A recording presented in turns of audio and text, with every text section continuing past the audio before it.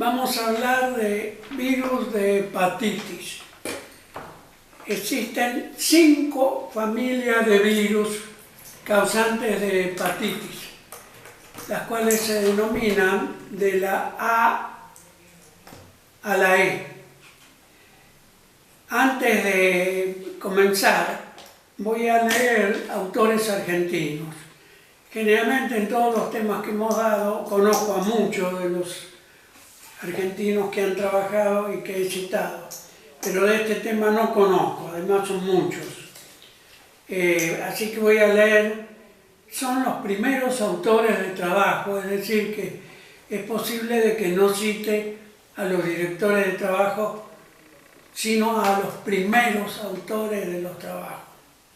Así que cito los autores Arrese, Patazzini, Bernardes, Chiesa, Del Pino, Finder, González, Picchio, Poncino, Reggiardo, Galdame, Sosa, Riquelme, Munné, Feinboim, Rodríguez Frías, Girolame, Rey.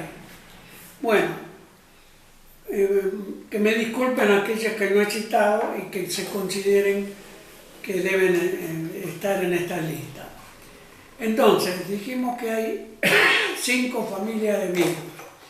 La primera que se conoce, se designan con las letras A, B, C, D, E. La primera que conocimos ya de la época del 60 y antes incluso, son los virus A.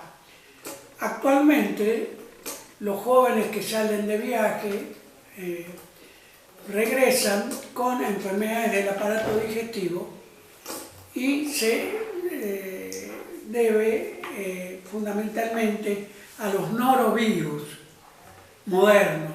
Ahora 15 o 20 años eran los virus que afectaban los viajes de los turistas en el Caribe. Son causados por ratones enfermos con estos virus que contaminan los alimentos.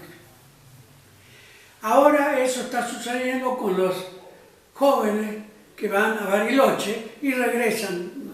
Hace muy poquito hubieron varias camadas de jóvenes que regresaban con intensas diarreas causadas por estos norovirus. Es decir, ese es en este momento el principal patógeno que está existiendo en la gente que sale de vacaciones. Cuando yo era joven, eran los virus de hepatitis A, que causaban muchas enfermedades y también escolares. Estamos hablando de niños escolares que se enfermaban de hepatitis que no se llamaba A, se le empezó a decir A cuando luego empezó a existir el segundo, B y así hasta ahora con el E. Entonces, comencemos con los virus de hepatitis A y E. Los digo juntos por los siguientes. A y E son virus de origen fecal oral. Para diferenciarlos de B, C, D, que son virus transmitidos desde la sangre. Así que son de muy distinto origen la manera de enfermarse y también será muy distinta la patología y todo lo que ocurra con ellos. Entonces, A y E entonces son de origen fecal oral. Comencemos por el virus A, que se conoce desde hace muchos años. Había muchísima morbilidad, ahora es menor, es lógico. ¿Por qué razón? Por la intensa inmunidad que existe. Tanta gente se ha enfermado de hepatitis A, además de existir vacunas. Es el momento de decir que hay vacunas para virus de hepatitis A y B. No existe todavía para los otros. Está por existir para la C, pero todavía no se ha habilitado. Entonces, habiendo ¿en qué momento se colocan esas vacunas? Bueno, a los virus A, 2, 4 y 6 meses de edad, con un refuerzo en el segundo año. Pero, en el caso también si no se han dado en ese momento, a los 13 y 23 meses de edad, con un refuerzo a los 6 meses.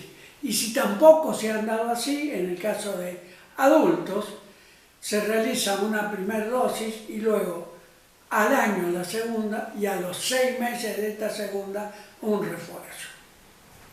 Bueno, entonces, debido a la intensa inmunidad que existe, son mucho menos los casos de hepatitis A.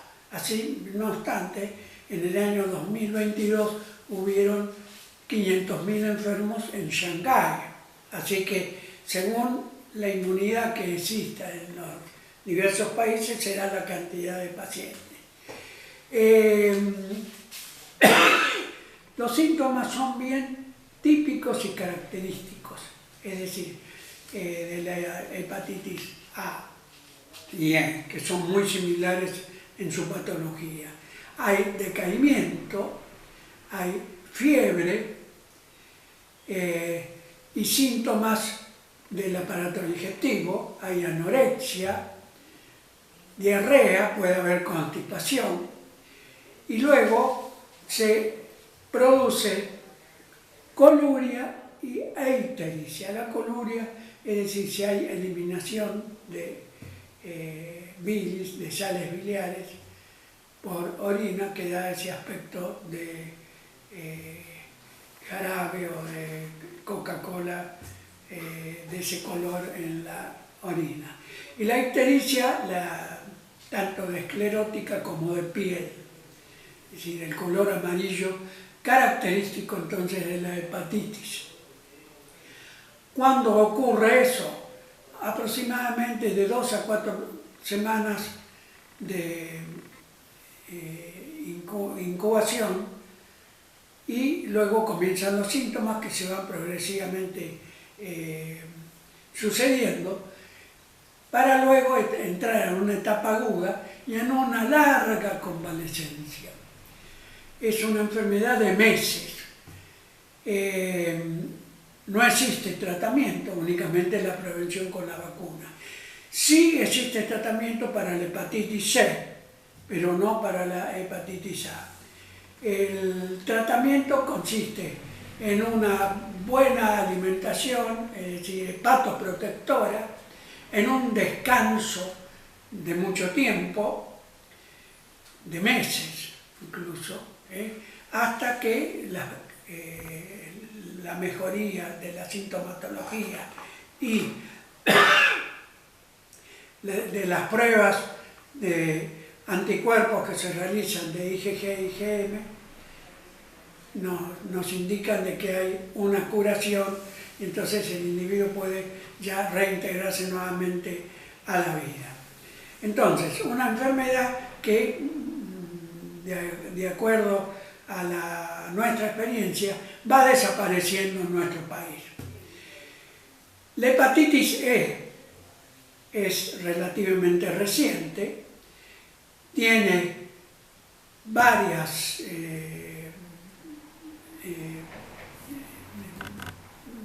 formas de enfermarse. Hay una forma antropogénica, exclusiva del humano, y una forma de transmisión a partir de animales. En nuestro caso, en la República Argentina y en el Uruguay, a partir del cerdo. Entonces, algunos de los argentinos que nombré son con trabajos con hepatitis E, desde el Murné, sobre todo, en el cerdo. Y en nuestra zona, muy común, es decir, la zona de Pergamino, hay, por ejemplo, un 96% en animales de 1 a 2 meses de edad, de porcinos que son positivos para virus C. Es decir, está muy difundida la hepatitis E en la República Argentina. Hay un 22% de investigadores de sueros extraídos de animales adultos de diferentes partes del país que son positivos. Por lo tanto, hay muchos casos que se den de hepatitis C. No obstante, la inmensa mayoría son asintomáticos, así que pasa bastante desapercibido, si bien puede haber casos sintomáticos y que también van a desembocar en hepatitis aguda, que pueden hacer una cronicidad, llegar a la cirrosis e incluso al hepatocelular, al cáncer hepatocelular. Pero este es común de la forma sanguínea, que son las otras de las cuales me voy a referir. Entonces, las hepatitis B, C y D son transmitidas desde la sangre. Son muy importantes y muy riesgosas, a tal punto que hay un desemboque de las mismas en una alta proporción en hepatitis crónicas y con una cierta intensidad a hacer cirrosis y llegar en muchos casos al cáncer hepatocelular. Eso se da sobre todo en la combinación entre hepatitis B y D, que ya vamos a hablar. La hepatitis B fue la segunda en conocerse, de ahí la denominación de B. A partir de ella comenzó a designarse entonces con letras las distintas hepatitis. Se diagnosticó alrededor de 1980 con el antígeno australiano y que en realidad es la forma del antígeno HBE. Vamos a describir la presentación de la hepatitis B. Dijimos que es a partir de la sangre. Entonces, ¿cuándo va a suceder eso? En caso de transfusiones, pero también ¿en quién? En hemofílicos, en transfusiones que se dan, por ejemplo, en trasplantados o personas que van a ser trasplantados, en caso de limpiezas para problemas renales, es decir, en todos aquellos que se refieren el uso de que sea necesario hacer este tipo de tratamientos. Entonces, como son relativamente comunes este tipo de trastornos médicos que llevan al uso sanguíneo, sin olvidar lo que cada vez se da más, es decir, la drogadicción. Por supuesto, inyecciones, eran muy comunes antes cuando hervíamos la jeringa de vidrio. Va disminuyendo y fue disminuyendo mucho con las jeringas descartables, pero con el uso cada vez más extendido mundialmente de la drogadicción y el compartimiento de jeringa, vuelve nuevamente a producirse la infección por este tipo de hepatitis B. Vamos a decir ahora los distintos, los nombré con las letras, pero vamos a decir desde el punto de vista virológico. La A son virus muy pequeños, son Picornaviridae. La B son Hemataviridae. La C es Spaciviridae, la D es Deltaviridae y la E es Epiviridae.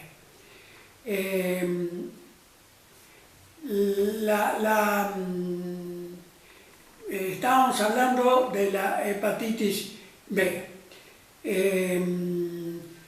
Hay un periodo, ahora la producción de la sintomatología, un periodo de ventana de 4 a 8 semanas en el cual no hay ningún síntoma. A partir de la 8ª semana, a partir de la 12ª semana comienzan los síntomas agudos, pero en la 8ª semana, si se hiciera un estudio sanguíneo, se puede descubrir el antígeno, HBS antígeno. Acá hay que decir entonces que el virus HBE antígeno, el que es el antígeno australiano, al ser la forma infecciosa del virus, es recubierta en el hígado por polisacáridos y proteínas, al cual se va a denominar entonces la forma de HbS. Esta partícula contiene anticuerpos, contiene inmunoglobulinas que atraen a su vez los anticuerpos para ser detectado en las pruebas hematológicas. A partir entonces de la 12ª semana comienza la forma aguda de la enfermedad, que es la que describimos hace un rato, es decir, con fiebre, decaimiento, anorexia, coluria e ictericia. Síntomas también digestivos, constipación, diarrea, que se extiende de la 12ª a la 26ª, para luego ir pasando a una curación. En el suponer que no exista la curación, se pasa a un estadio crónico. Entonces, ¿cómo detectamos el estadio crónico? Antes de que eso hay que decir que aún en estadio agudo, el 70% de los casos son asintomáticos y en un 30% da esa sintomatología. En el periodo asintomático entonces es riesgoso, la persona incluso puede manifestarse con el antígeno infeccioso que va a contaminar y ser transmitido a otras personas. En el periodo agudo entonces va desapareciendo la cantidad de virus circulantes. Si se hace un estudio sanguíneo se va a detectar entonces antígenos, HbS antígeno y HbE antígeno. El HbE antígeno es la parte central, la nucleoproteína de ácido ribonucleico, de ácido desoxirribonucleico, puesto que este virus de hepatitis B es el único de las 5 familias que es DNA, los otros son ácido ribonucleico. Entonces, el HbE antígeno es el antígeno australiano y el HbS es la partícula completa que tiene una lipoproteína cubriéndola y que ha sido colocada en el hígado. La partícula tiene la tendencia a insertarse en las proximidades de transposones en el genoma de los hepatocitos. Cuando sucede eso, hay un riesgo del deltavirus, es decir, el virus de hepatitis D. El deltavirus es un pequeño virus, también a RNA, muy similar a los viroides celulares, que son las partículas virales más pequeñas que existen. Los viroides celulares también son RNA. Estos se denominan también sinusoides debido a que no es una partícula viral real, sino que es una incorporación al virus B y constituye esta unión un riesgo de hacer una hepatitis crónica y con el tiempo llegar a la cirrosis y al cáncer hepatocelular. La forma de HbE antígeno es la única que pasa la placenta, de ahí el riesgo que existe de hepatitis en las embarazadas, de las 5 clases de familias de virus de hepatitis, pero sobre todo de las sanguíneas. El riesgo de que el HbE pase entonces la placenta y haga una forma muy inicial en un niño gestándose, el cual va a ser una hepatitis crónica y que tiene el riesgo de hacer un cáncer en temprana edad. Muy bien. Las hepatitis C. El hepacivirus es un virus relativamente reciente, es también de transmisión sanguínea, tiene varias de las linajes virales antropogénicos y otros que son transmitidos también o que son demostrados en los animales. Se está trabajando en una cepa de perro y otra de equinos para conseguir una vacuna. Se está muy cerca de conseguirse la vacuna para el hepativirus, es decir, el virus de la hepatitis C. Existen varios trabajos argentinos que citan la patología que es cada vez con más frecuencia demostrada en la República Argentina. Muy bien, muchas gracias.